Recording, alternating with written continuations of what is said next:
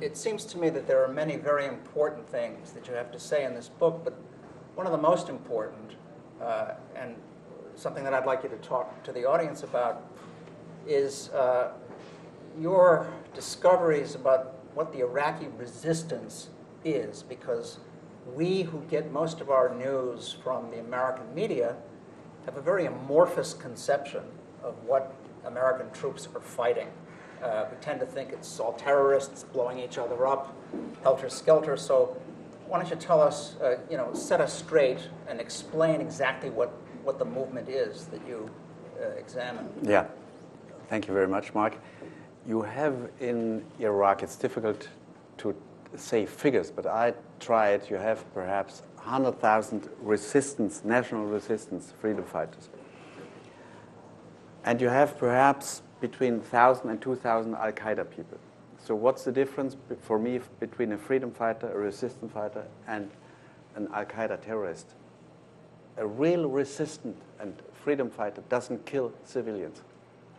And Al-Qaeda kills civilians. For me, Al-Qaeda people are terrorists, but these people who just defend their country, who want to be free, they are, for me, freedom fighters, resistance fighters. And I'm trying to tell the story of a young resistance fighter, freedom fighter.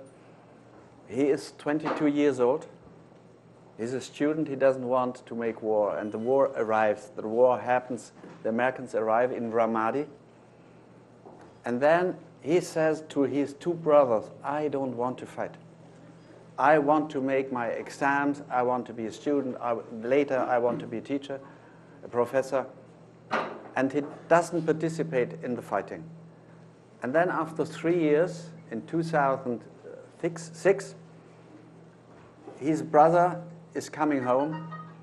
And in the morning, he's shot down by an American sniper.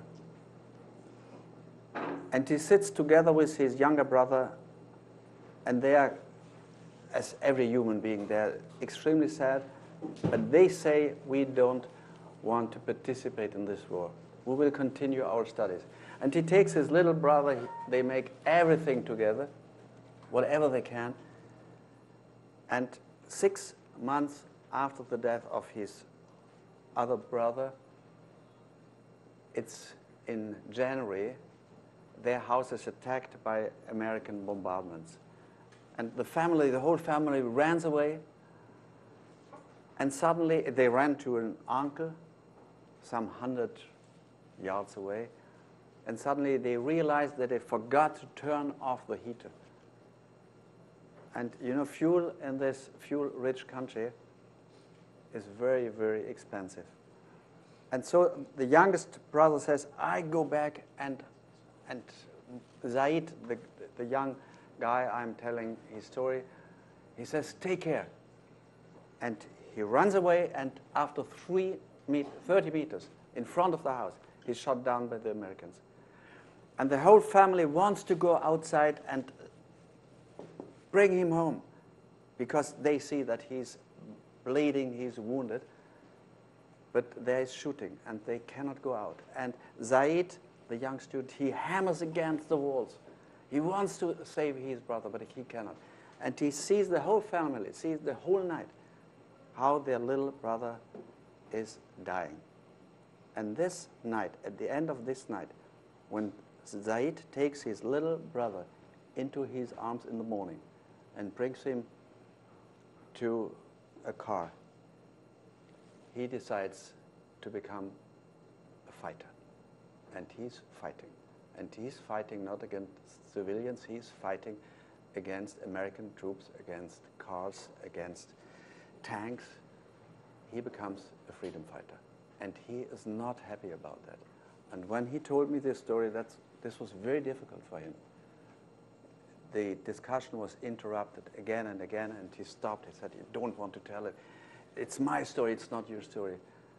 And sometimes he hammered the floor with his fist, and he did everything not to cry.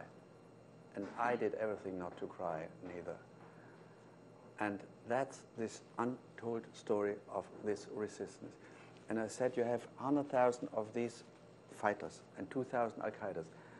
And whenever there is an attack against a military base in Iraq, the Pentagon says this was Al-Qaeda, because they need Al-Qaeda to justify their war.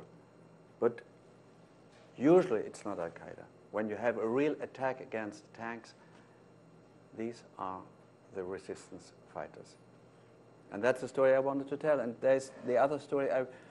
You know a lot about this war. But you read it in your newspaper, you see it on TV. But these are embedded journalists who tell you the stories. They walk around with American press officers, and they show them what they want to show them. And I was not embedded, and I wanted just to speak to normal Iraqis. And they told me their life. I lived with them 1 week just to see what it means for the Iraqis to be liberated by Western countries.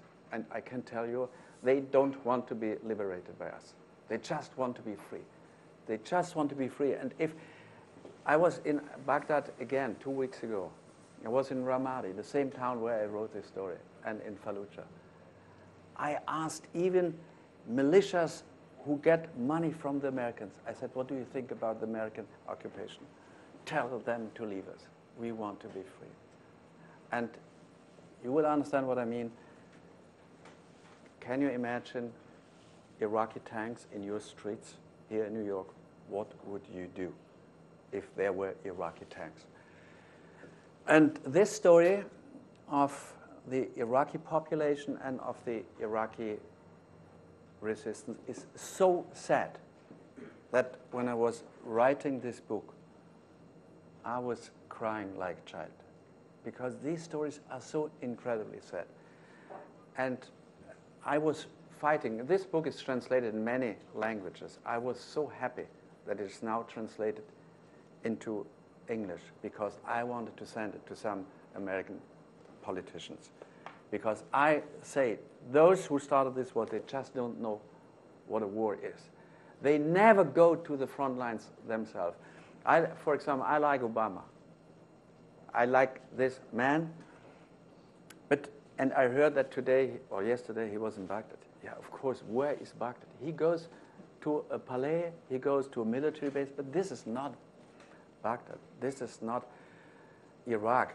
And what I would suggest, and that's a really concrete suggestion, I would suggest that all politicians, Germans, Americans, who vote for wars should be sent at least 1 month to the front lines, so that they know what they do, so that they look into the eyes of the soldiers who die and of the civilians they kill. And have you ever heard that Rumsfeld or Bush or Cheney or someone else from the new administration went to the front lines, sat together with an Afghan family or an Iraqi family? This is something that never happens.